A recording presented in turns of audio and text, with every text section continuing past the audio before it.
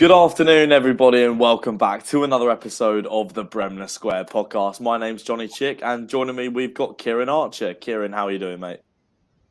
Yeah, not bad. It was nice to be back at Elland Road again yesterday. I maybe would have hoped for a little bit better result, but no, not a bad performance all in all, and certainly not a complete weekend dampener.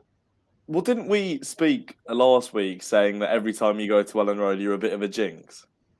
Yeah, well, not only have I seen us not win in a Premier League game, and that stretches back to the very first games I attended, I think my fifth birthday or something in 2003. Um, it's actually been straight defeats until yesterday. Really? Watching Leeds play Premier League fixtures, yeah, I've never attended a game in which Leeds have won in the Premier League. So, um, and until yesterday, every single one I'd been to, we'd lost in. So maybe improving form, maybe a good sign.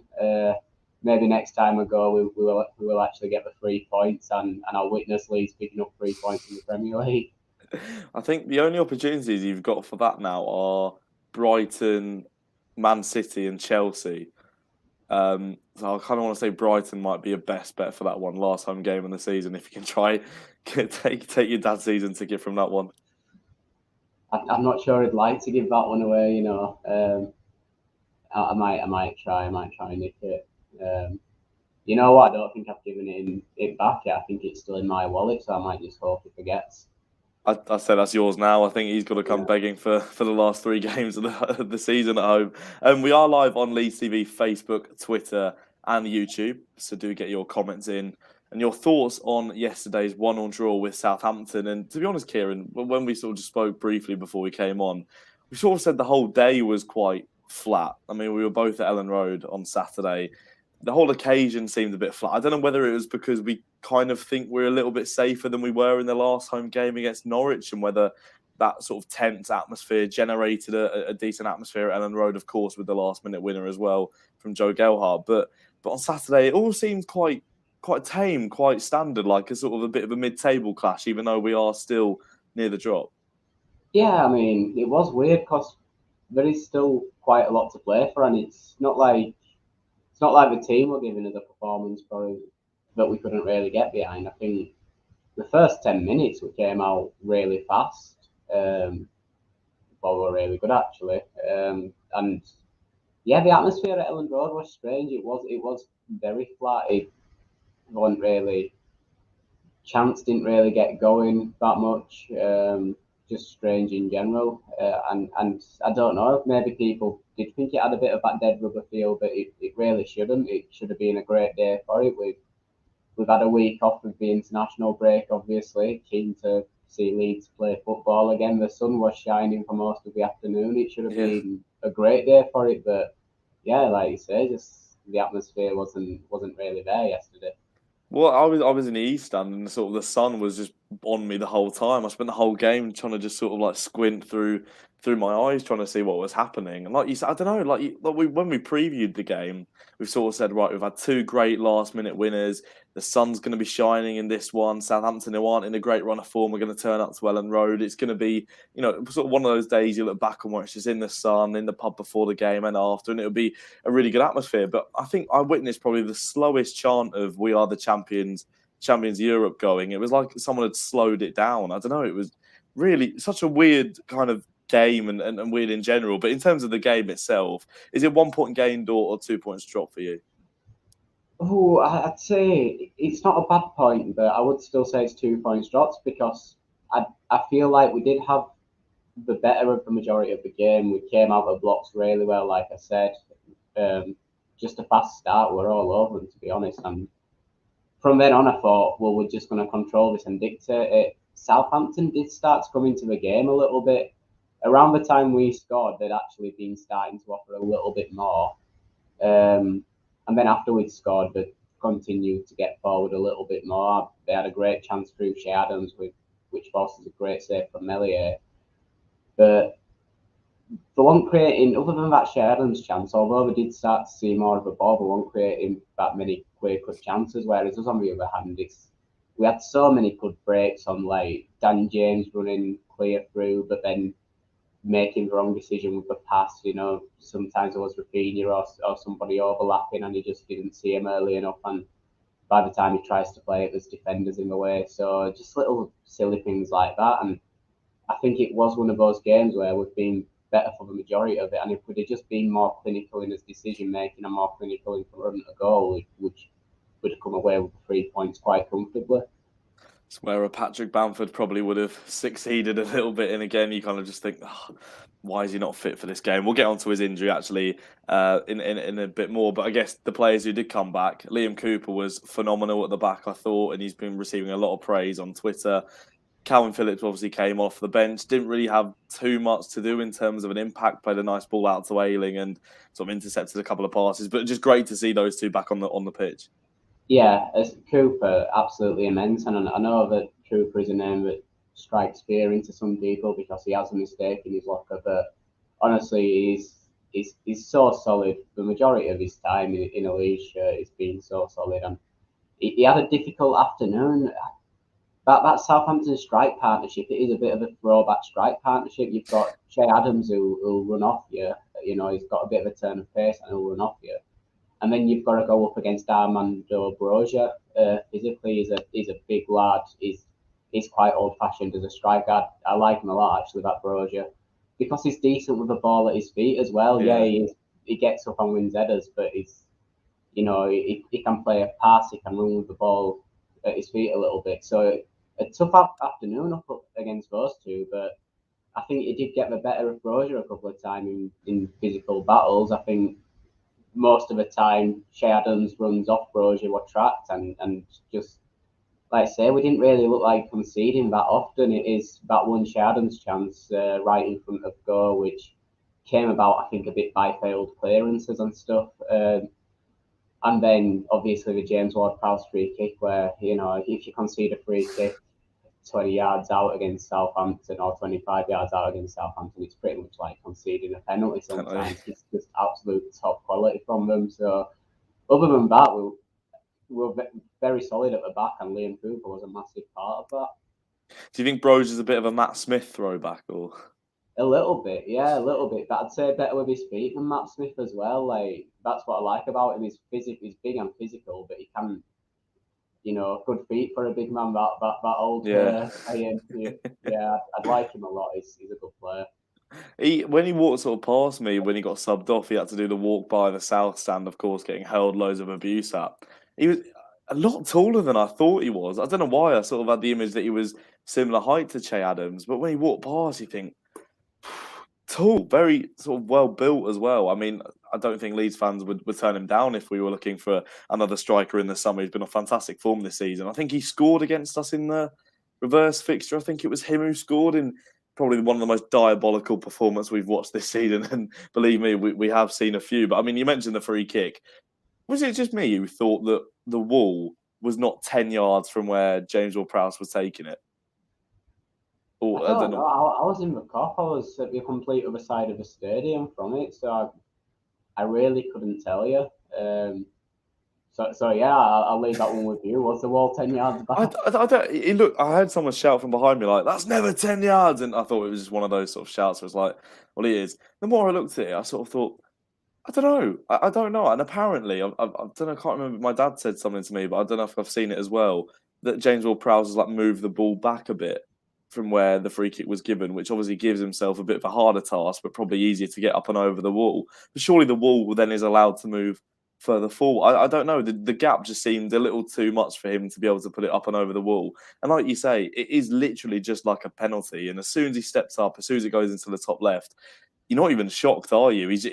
In all fairness to him, I've got to give it. He's phenomenal with these free kicks. Yeah, definitely. I mean, I've seen shouts for the best free kick taker in the world, and who would you say is better than him right now? I mean, Aaron Cresswell's hit a good one. Aaron Cresswell, yeah. that result actually does us a bit of a favour, so we're forever blowing bubbles. That'd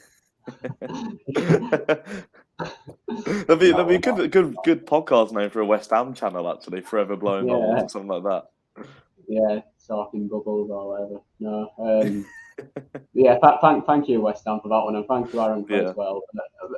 Lionel Messi, you know, the fact that I'm even mentioning Messi's name alongside James Ward-Prowse feels completely wrong. But Messi went through a spell where he was scoring free kicks consistently, but he's not really at the moment. His conversion rate's dropped off a bit from free kicks. So right now, I don't think anyone's as clinical with free kicks as James Ward-Prowse. And shouts for him to be on the plane to Qatar as well. And I think a player with that quality from dead balls, it's a huge weapon to have. So I'm starting to think, why not?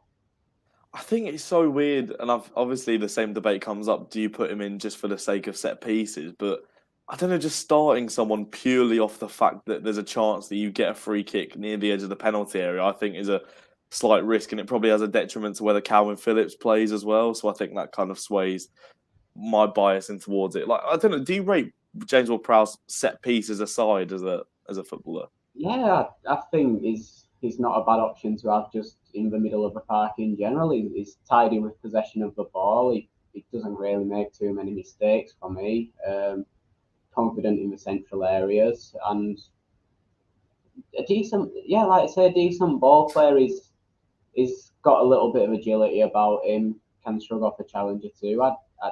And a bit of a work rate as well. He'll do the defensive work and cover a bit. I don't think he's a bad option to have, even set pieces aside.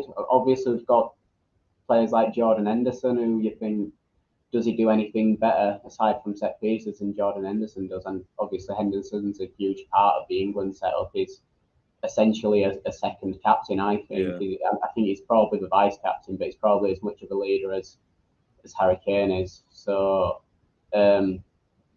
yeah, there is that shout of, do you really take him when you've got players like Jordan Henderson, Jude Bellingham as well? But I think he definitely deserves a shout for the England squad.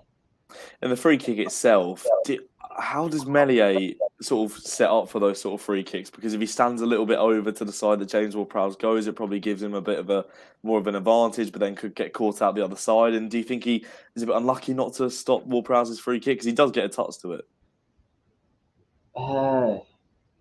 I don't know. I've seen arguments that Meslier should have done better with it, and it does almost get his hand to it. I think it may have actually slightly caught his hand as it went in. But I think James Ward-Prowse put that free kick exactly where he wanted to, you know, top left corner of the goal. It's, if he could pick up the ball and place it where he'd have wanted to, he'd have probably put it there.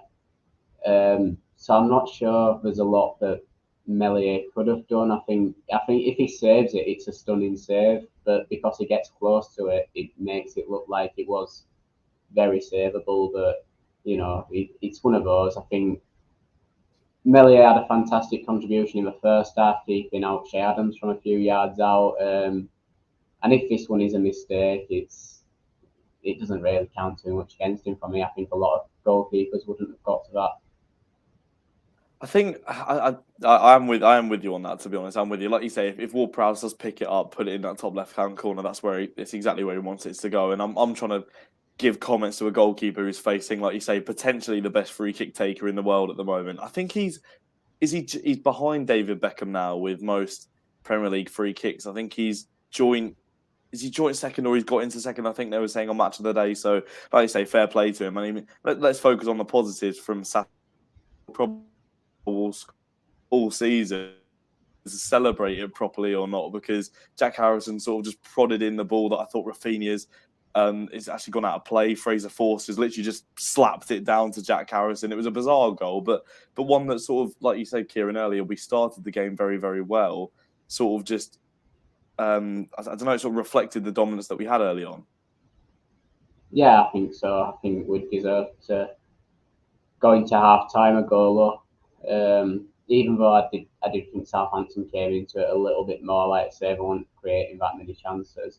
It was strange, I think, because there was that one a few minutes before where from a corner, I think there's been a few headers, but they haven't managed to clear it properly. And was that Jack Harrison as well managed to tap Yeah, that one in? he did. Yeah, I think he blew for a foul on Rodrigo. I think he blatantly just pushed one of their centre backs and Yeah, hit it point was. blank and Forster. Looking back, it was an absolute blatant push. I think even before the goal went in, I could see the push and I was expecting it to. I didn't hear the whistle, but I was expecting the whistle. So Yeah. I think because that happened a couple of minutes before, and then this one, I thought it may have gone out of play before Rafinha managed to get the cross in. But I was at the other side of the ground. It was difficult to celebrate because you were kind of expecting VAR to take a look and maybe chalk it off. So I think that's why the celebration seemed a bit muted because it just felt like a VAR check. But looking back, I mean, Rafinha does excellently to keep the ball in and get the crossing just before it runs out. He does excellently to freeze past the defenders as well.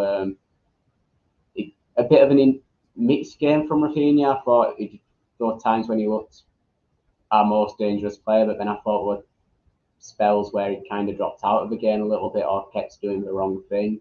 But another positive contribution for that goal from him, definitely. So when people say Zed's gone and he's ready to leave, yeah, okay, maybe his head has been turned, but I think he's still trying to put in the best contributions he can while he's here. I don't think you can say that at all.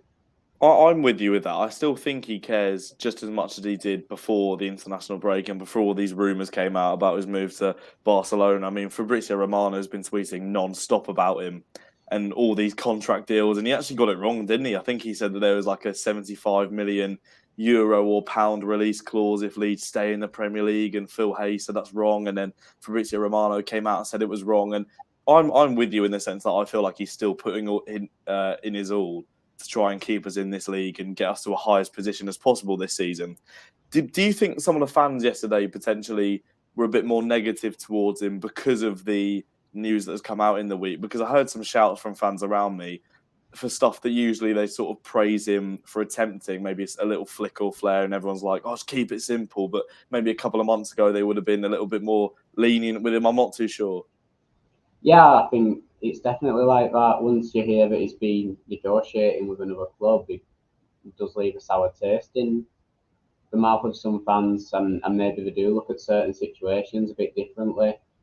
Like I say, I think there were times against Southampton when he wasn't playing his best football, but I don't think it was for a lack of effort, and I think the goal is proof of that. He really did bust his gut to get to that ball before it ran out of play, and I think he dropped to the floor. I think Harrison went over Yeah. to pick him up and thank him for his contribution to the goal. So I think the effort is still there. Not everything he's trying is coming off, and I think fans are judging him more harshly for the stuff that isn't coming off Yeah. because of his negotiations with other clubs. I was going to say, I think most of the attacks we had in the second half were down his side, feeding through Gelhardt, feeding the ball across the box, and sort of just no one there to really stab it home. And Jack Harrison, like you say, with the celebrations, he must have the most muted celebrations of any footballer. Like he's living my dream of playing for Leeds United. He looks like he'd rather like cry once he scored. He just sort of walks over and just shakes Rafinha's hand and then goes off. Do you know what I mean? Yeah. He never looks that excited to score, does he? Which is strange because I swear down, you hear him in interviews, and it seems like he loves scoring goals. He said something like he set a target, didn't he, for this season after the West Ham game? I think his target was to get to 8 goals or something Yeah. like that. So he clearly likes scoring goals, but you wouldn't know it looking at him. You'd think anyone would be excited to score a goal in a professional football stadium, wouldn't you?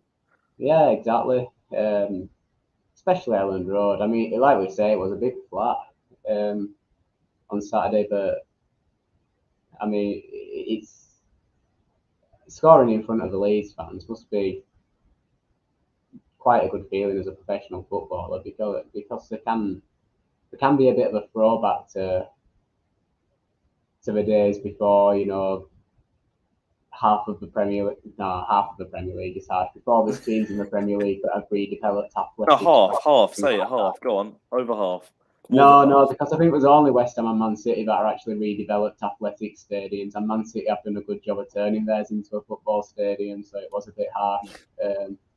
But yeah, a throwback to the days when fans were tightly packed and just crazy, and But yeah, it didn't feel Elland Road didn't feel like Elland Road against Southampton. It was strange.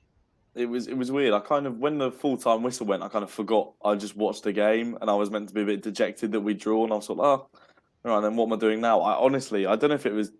I don't know. I don't know if there was something in the air. I sort of went into Ellen Road kind of forgetting I'm about to watch a football match. While the football match was on, I kind of forgot I was watching a football match. And then when it finished, I was like, have I just watched that? Such a weird occasion. But I mean, like you sort of referenced the Cresswell goal for West Ham. West Ham's atmosphere sounded flat and they won. So in my eyes, I think we're still fine. Still one of the, if not the best home atmospheres in the Premier League. And it was just probably just a bit of an off day, international break, jet lag, etc. But yeah, no, we'll be fine, I think. No, like you said, actually, you mentioned Rodrigo sort of disallowed for shoving one of their defenders. I thought he was very impressive on Saturday. I voted him on the club's Twitter Boost Energy Drinks match, the man of the match poll. He got my vote and he won it in the end. I thought he was very good on Saturday. It was. It's just continued a trend of good performances from him recently. Just a really tidy player. He's another one. He plays in tight spaces really well.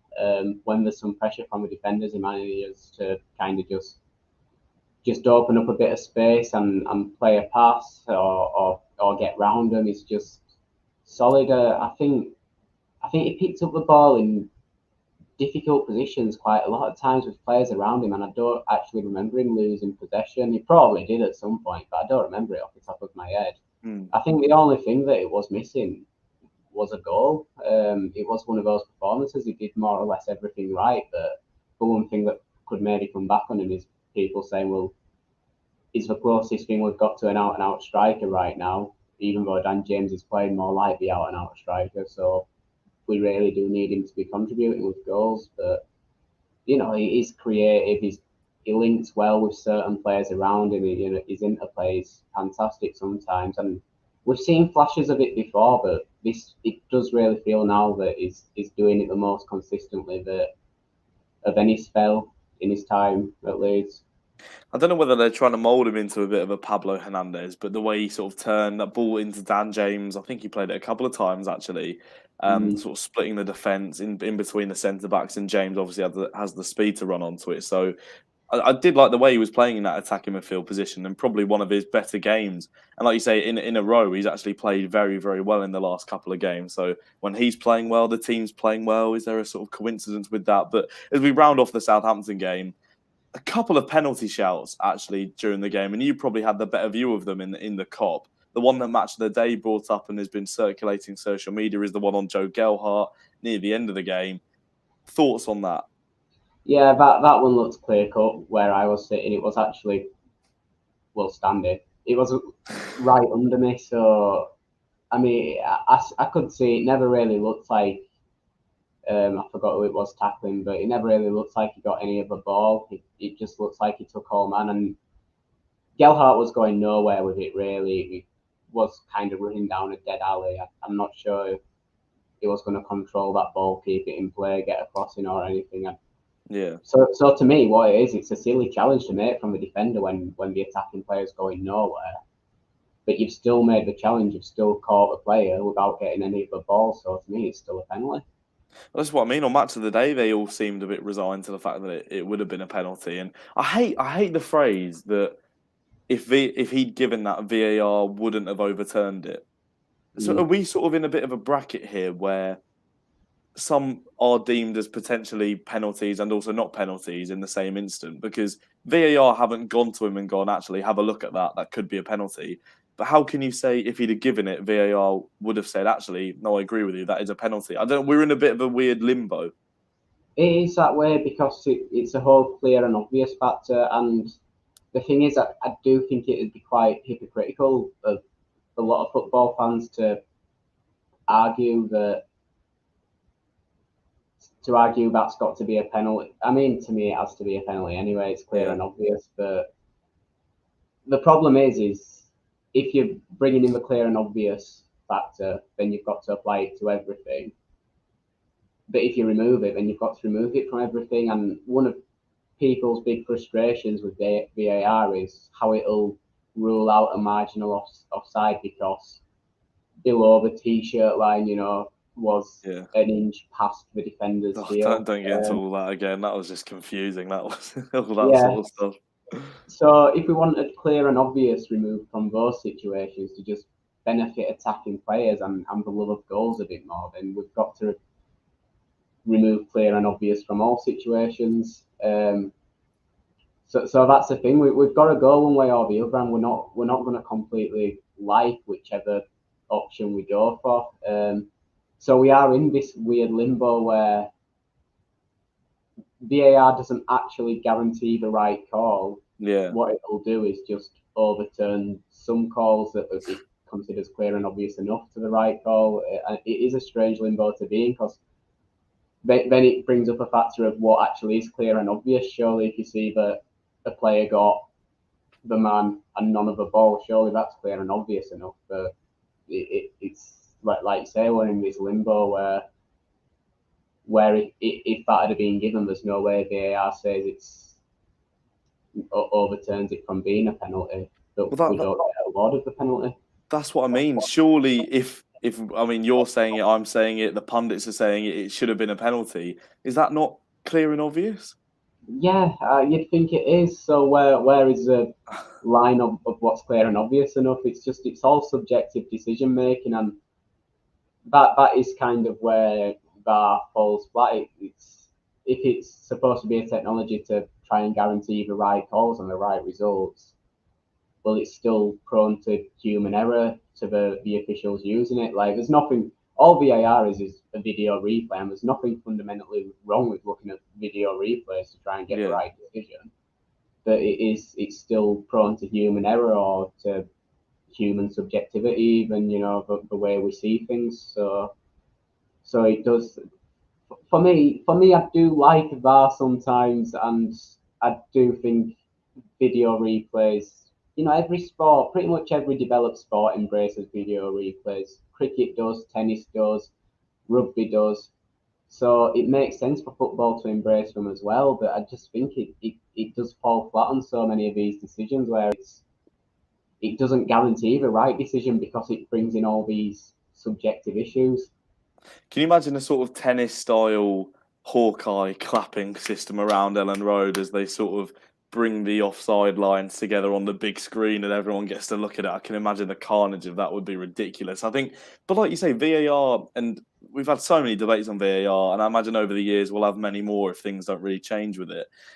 But if you think about, I don't know, say the penalty against Crystal Palace for the handball on Mark Gurhey, the referee didn't give that. So VAR works in a sense of, oh, actually, it's a clear handball. It's a clear and obvious error that the referee hasn't seen. Go and have a look at it. It might be a penalty. It is a penalty. We benefit from it. And obviously, Palace haven't. But if it was in their favour, they would have thought the same thing. That's why I don't get from, on Saturday's game against Southampton, a foul on Gelhardt, if many people are saying, it might be a penalty. I don't, because when the referee goes to the screen that you must know what's going to happen, in a sense that if they go to a screen to potentially overturn something, it's going to get overturned. If they go and have a look to the screen to have a look at something, it's going to get given. I don't get why they can't just say, go to the screen and genuinely just have your own opinion on whether it's a penalty or not. And he can come away from the screen and go, oh, no, actually, no, it's not. It's not a penalty. Which brings up the whole thing of like whether clubs, a bit like in tennis, you have a certain amount of challenges that you can use. Whether clubs should have a certain amount of challenges in a match that they can use, but then I think that's a bit unfair to say if you've used all your challenges and then something in the last minute and you can't. It's such a weird debate, and there's always going to be drama, and that's why we like football. But I think we prefer it from the human error of a linesman not putting his flag up than a man in the technology room. And that man on Saturday was Mike Dean, so I think that sort of sums it all up, really. I mean, he's retiring at the end of the season, isn't he? Yeah, and I think it's about time. Honestly, he's had a fantastic career. I know he gets a lot of disrespect. He's had a fantastic career as a referee. He's been refereeing in the Premier League for about 22 years, I think it is. And he does deserve some respect. It's not an easy job at all. You're in the firing line, but I do think he is past his best, and I do think he genuinely does like. I don't think it's unfair, the accusations that he likes the limelight a little bit, and yeah, I think it's about time that he did.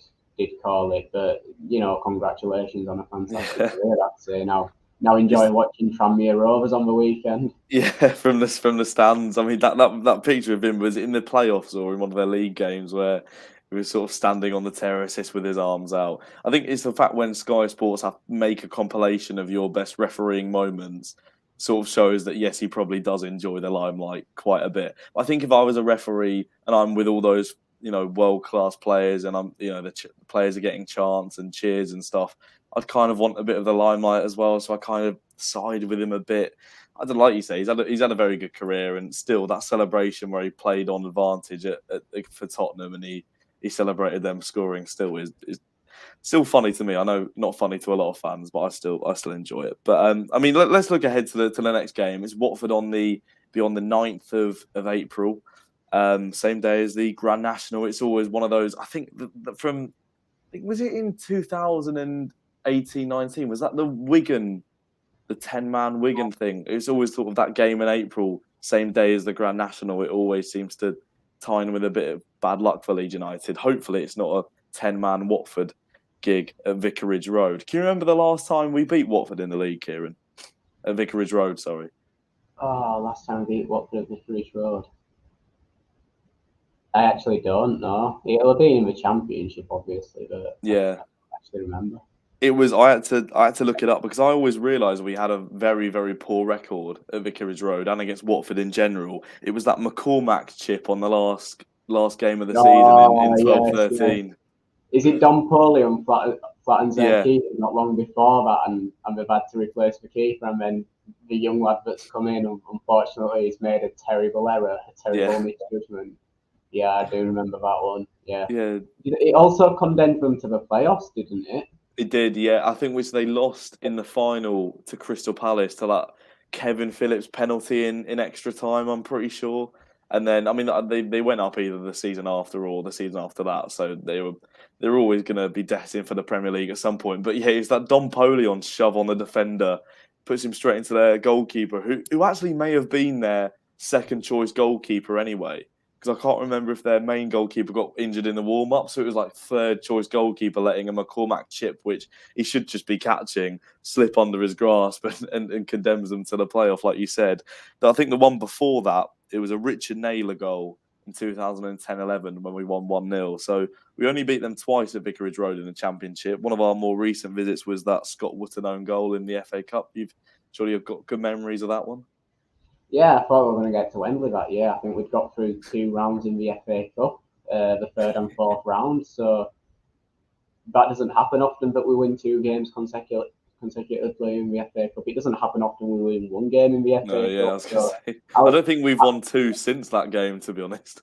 No, I don't think we have. So when we'd got to the 5th round, and I'm thinking we're only a couple. Wembley's for semi-final. We're only a couple of rounds away. Watford aren't the best team in the Premier League by a long shot. We can do this, but Scott Wootton didn't fancy moving to Wembley. So there you go. Scott Wootton with a very much focus on the league attitude and sending us back to the Championship. But in that season we could have had like Lee Irwin and Antonucci up front at Wembley. Would have been a sight. That Dakara and Dallas on the would have been. I fancy our chances with that squad. I'd wonder if there's still a Leeds fan anywhere calling for Lee Irwin to get into the team because he's banging them in for the 23s. Someone who just hasn't realised that he's gone. Is that Lee Irwin still banging them in for the 23s, getting him in the first 2? Is he? You've now made me question. Is he actually still on our books, or we just keep sending him out on loan to like Motherwell and sort of random Scottish teams? I think he ended up in the Middle East or something, or I don't know. I think he went to a really weird league somewhere. So I don't know where he is now. He might be back in Scotland by now. Still waiting for when Irwin scores. We're on the pitch. Still not on the pitch, as it were, and will never be on the pitch, unfortunately, for Lee Irwin. But back to actually Watford this season. It's a massive run of games for them. In their next 4 games, they've got us, Brentford, City, and Burnley. So 3 of them sort of do define their season, because I think the couple of games after that are against Palace, Leicester and Chelsea. So these 4 games will really define their season. I mean, they're in a very, very struggling position at the moment. The Everton result that's just happened earlier on today will help them a little bit more. Do you think if they lose this, are they down? And if we win this, do we stay up? Yeah, I think so. I don't know. I've got more confidence in Burnley getting out of the relegation zone than I have Watford. I'm not really looking out for Watford as much. Weirdly, and that might come back to bite me. It's Burnley whose results I'm watching really closely. So I, I feel like a loss to them, all of a sudden we'll be looking over our shoulders thinking we're not quite out of this. Just as it feels like we're starting to make a bit of a ground on the Yeah. relegation zone, especially like 1 point this weekend, as much as we'd have preferred three, it's still ground on pretty much all the other teams because the majority of results have gone our way so far. But and we are starting to feel a little bit out of it, but we could easily get dragged back into it. And I think defeat at Watford, all of a sudden, a bit of panic starts setting in again. I feel like the reason why it was potentially a bit flat against Southampton is because it wasn't against a team who's sort of around us, even though Southampton were in a poor run of form and still are, really. I think it's the fact that if we do win this game against Watford, it's always the games against those teams around you at the back end of the season. If we do win this game, I am confident enough to say we're safe. And in my head, we're safe. I know you've said sort of we can quite easily get dragged into the relegation zone. You are right. But like you said, the point at the weekend, I think only Norwich collected a point against Brighton, which, to be honest, for Norwich is almost as good as a loss because they need 3 points at the moment. I think they're down. Watford lost to Liverpool, Burnley lost to Man City, Everton losing today to West Ham.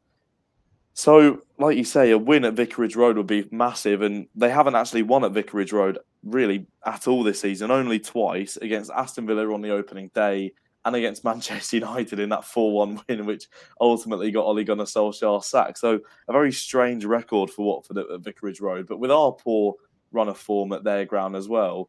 I mean, do you think they'll be potentially licking their lips at this one as sort of the final chance to get out of the drop zone? Yeah, I think they'll fancy it. I think for them, I mean, it's different, but I think it might feel a bit like the Norwich game did for us, where it's a bit, you're going into it feeling a bit like this is make or break, this could define the season. So they'll definitely be well up for it. I'm sure that the atmosphere there will be as good as it ever gets. I don't know how good it actually gets there. I was going to say, how do you know how well the Watford atmosphere is? Yeah, Vicarage Road, it can be an intimidating place to go. As Leeds have proved consistently, actually, I shouldn't be joking about this, especially with our bad record there. But yeah, I think it will feel like one of those games for them where it's a must win, and it could really be a turning point for them if they got a result out of it. So we're just going to have to make sure that that there'll be no turning point for them anytime soon. Yeah, we can't be saying 10-man Watford or something on the lines of that game was what relegated us. I'm just like you say. I mean, in midweek we've got Burnley against Everton. They're playing each other. My dad pointed out to me that between our game against Southampton and our game against Watford, Everton would have played 3 times before us. They're the early kickoff on Saturday. They were Sunday kickoff today, and they've got Burnley in midweek. So it's a massive week in terms of that relegation battle. How would you line up if you're Ross? Obviously, Patrick Bamford is out for the rest of the season. Let's touch on that realistically. He could potentially come back for the last 2 games, but if we're safe, I don't really see too much point in risking him. It's a massive blow, and for the news to come out that he's been playing for the last 12 months with this injury is, I don't know. I was quite shocked with it, to be honest. Yeah, I didn't realise that at all. Obviously, you wouldn't have known last season that he's playing through injury. He never really dropped off last season for any more than a few games. He was still scoring goals relatively consistently right up until the end of the season. Um, so yeah, it's a shame that he's been playing through injury for so long, and I feel like if you do play through injury for so long, maybe for over summer, there'd be a chance to let it rest up and heal a bit. The fact it's recurred this season it's really worrying, and it's you think it's is it going to keep recurring? Is it going to continue to be a problem if it's been recurring for so long? So disappointing news. And like you say, I'd just let him rest up until the end of the season. Even if he could realistically play the last 2 games, I wouldn't risk it unless we desperately needed points. I think in that case, then maybe you've got to throw him in if he's fit enough to play. So yeah, and I think that probably explains a bit of the emotion after it recurred in the Wolves game. He'll have been thinking, "Oh God, not this again." So yeah, I just really hope he's fit soon and fit and firing again by the start of next season. Does it beg the question potentially that there are other players playing through injuries at the moment? Apparently, Rodrigo was playing for injury a lot this season as well, which I wasn't aware of. So yeah, I think definitely with how much of the squad that we've been missing for a lot of the season, I think those players are on borderline whether they can play or not with the injury they're carrying will have definitely been playing. So I think there might be a few more little like niggly injuries and stuff in the team that we don't know about at the moment. But it is one of those where we've just needed any first team body we can get, because at one point this season it looks like we might be playing as pretty much as whole under 23s team in the Premier League, which, as much as I rate a lot of the under 23s, it really isn't advisable.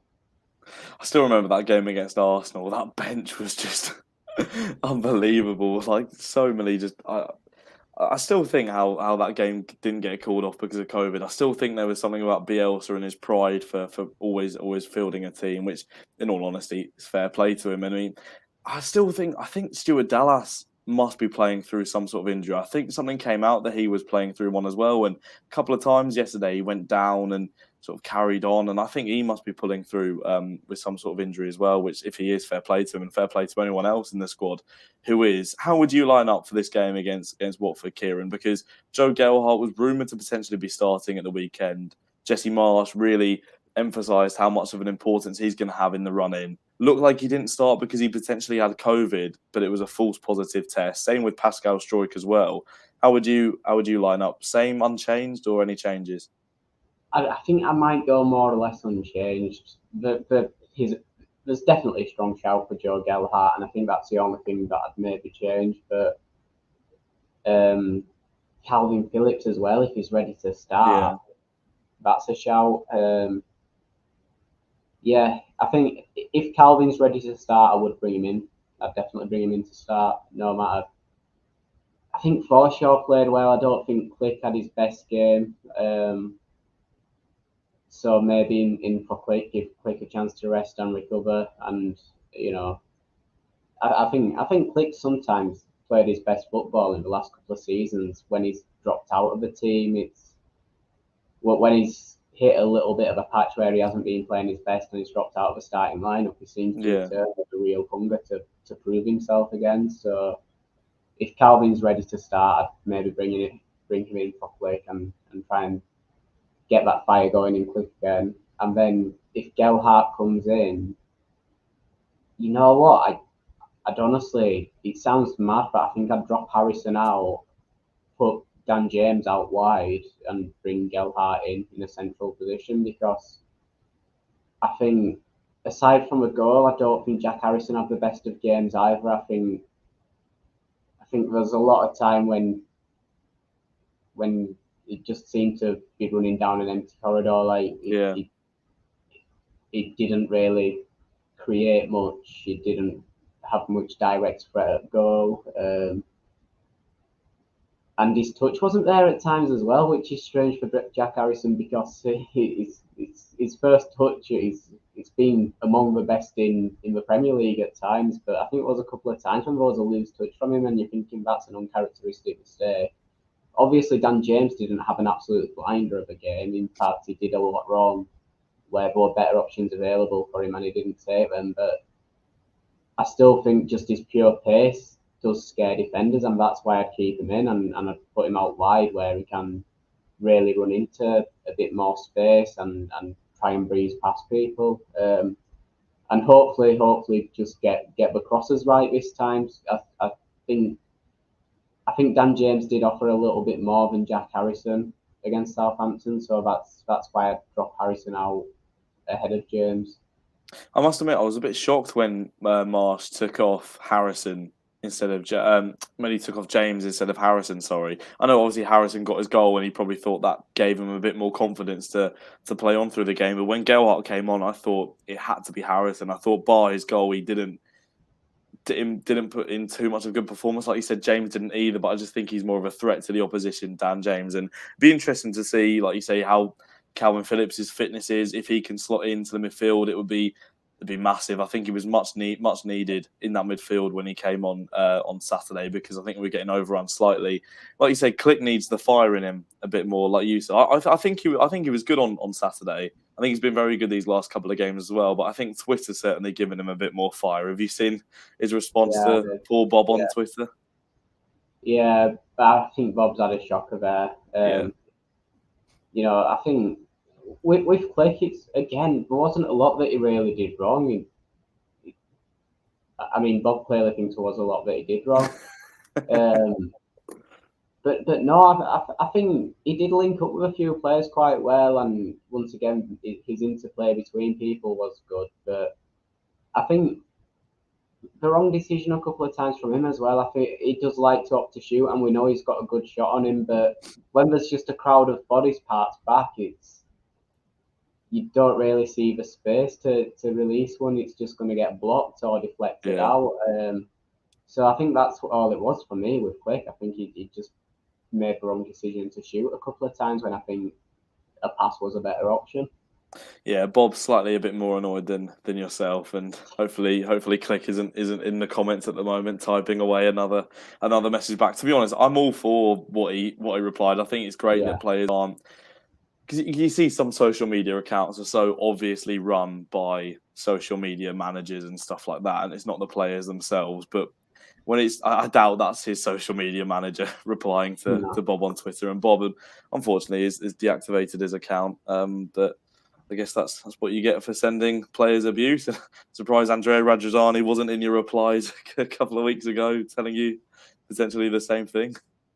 At the end of the day, there's a reason that I'm going to ignore that Rads dig there. There's a reason that Mateus Click is a Premier League footballer right now, and Bob's tweeting.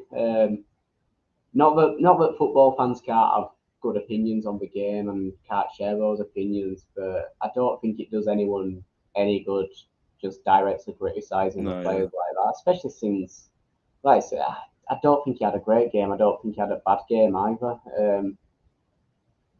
I don't think his game definitely called for that kind of abuse. And I mean, even if he was bad, like I say, I don't think directly criticising him on Twitter is achieving anything. No, I mean, there was that point, wasn't there, where Click deactivated his account for a bit. Obviously, he's got it back now, but he did put himself off Twitter because, I think it was for the penalty against Chelsea in the last minute where he gave it away on Rudiger, which was a soft penalty in itself anyway.